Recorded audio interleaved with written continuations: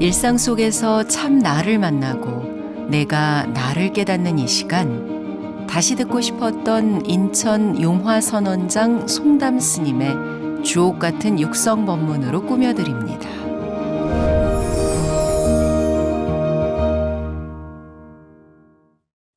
중국 당나라 대종 시대 서기로는 778년에 태어나가지고 120세를 사시고 서기 897년에 열반하신 조주 종심선사라 한 큰 고불화연이라고 칭송을 받는 큰 도인이 계셨습니다.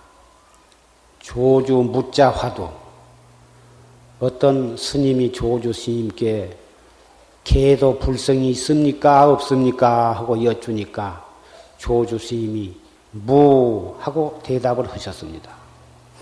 어째서 부처님 말씀에는 일체 준동함령 꿈적꿈적한 버러지까지라도 다 불성을 가지고 있다고 그러셨는데 왜 조주 스님은 없다고 하셨는가? 이 조주 무자의 공안으로 유명한 그 조주 스님, 또 달마조사가 서쪽에서 인도에서 중국으로 오신 뜻이 무엇입니까? 하고 여쭈니까 정전백수자다. 뜰 앞에 잔난긴이라. 또 이렇게 대답해서 정전백수자라든지 그 밖에 수없는 공안이 이 조주 선사로부터 나왔습니다.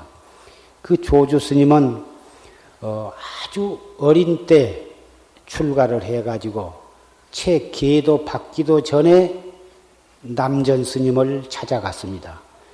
그래가지고 남전 스님과 문답을 해서 거기서 참 깨달음을 얻은 다음에 계를 받고 그래가지고 정식으로 스님이 되어서 그 남전 스님과 그 밖에 여러 선지식을 모두 찾아배웠고 또 그렇게 정진을 하시고 그러다가 80세에 다시 또 행각을 하셔가지고 120세에 열반하신 그런 도인입니다.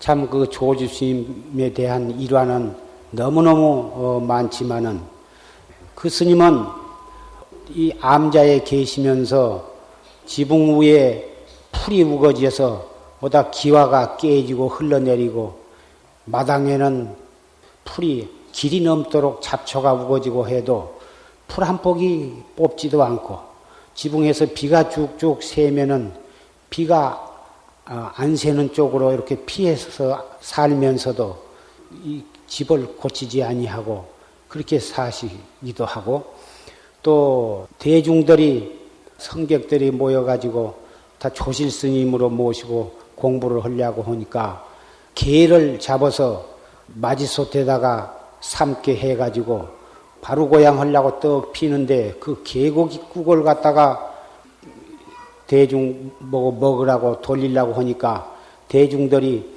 깜짝 놀래가지고 다 도망가 버렸습니다. 보통 고기도 안 될 텐데 개고기국을 끓여서 대중 보고 먹으라고 하니까 다 도망가 버렸어요. 그래서 채공과 공양주만 도망가지 않고 남아서 그 조주심 밑에서 공부를 해가지고 그 철에 두 사람이 다 확철대오를 한 그런 일화도 있고 그 조주 스님은 이 고불화연이라 한 칭송을 받는 도인이지만 한때는 그 시자로 있는 문헌이라고 하는 그 시자하고 내기를 하는데 무슨 내기를 하냐 하면은 우리가 서로 이기려고 하지 않고 서로 지려고 하는 내기를 하자. 보통 다 애들이 가위바위보를 할 때는 서로 이기는 것으로서 누가 이긴 사람이 모든 우선권이 있고 이기려고 그러는데 가위바위보 같은 것도 서로 지는 사람이 이기는 걸로 그렇게 정해놓고 하면 훨씬 재미가 있는 것입니다. 그런데 그 시자하고 무슨 내기를 하냐 하면은 우리가 서로 이기려고 할 것이 아니라 지려고 하는 내기를 하자. 그러면 스님이 먼저 말하십시오. 조주 스님이 나는 한 마리의 나귀다. 나귀와 같다. 그렇게 먼저 말을 꺼냈습니다. 그러니까 그 시자는 저는 나귀 꽁지 밑에 그 안장과 같이 짠매는 끈이다. 이 껑거리 끈이라고 꽁지 밑으로 요리 둘러서 안장과 이렇게 묶어 매야 안장이 비그러지지 않는 껑거리 끈이라 하는 게 있는데 그 시자가 대답하기를 저는 나귀의 그 껑거리 끈입니다. 그렇게 대답하니까 그 다음에 조주 스님은 나는 그렇다면 나귀의 똥이다. 그러니까 시자는 저는 나귀 똥 속에서 꿈적거리는 버러지입니다.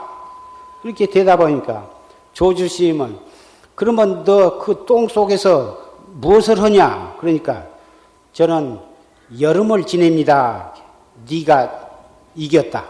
네가 이겼으니까 이긴 것이 바로 진 것으로 했으니까 그 내기를 하기 전에 해가지고 이긴 사람은 가서 호떡을 내기로 했단 말이야.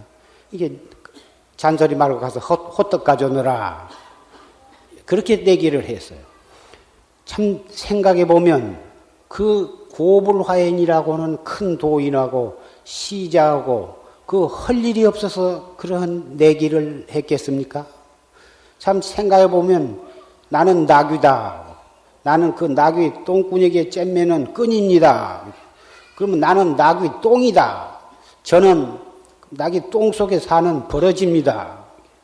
그러면 너 똥 속에서 무슨 짓을 하노? 무엇을 했노? 그러니까 거기서 여름철, 여름을 지냅니다. 과하라고 하는 것, 여름을 지낸단 말은 여름 결제를 한다는 말이거든. 이 여름 결제를 하면 그것을 과하, 지낼 과자, 여름 하자, 한거를 지낸다. 그런 말인데, 거기서 과하를 합니다. 그러니까, 그 똥벌거지보단, 더 나쁜 것을 말을 해야 할 텐데, 그 속에서 또 여름철 안거를 한다고 하니까, 조주 스님한테 속았다고 말이요.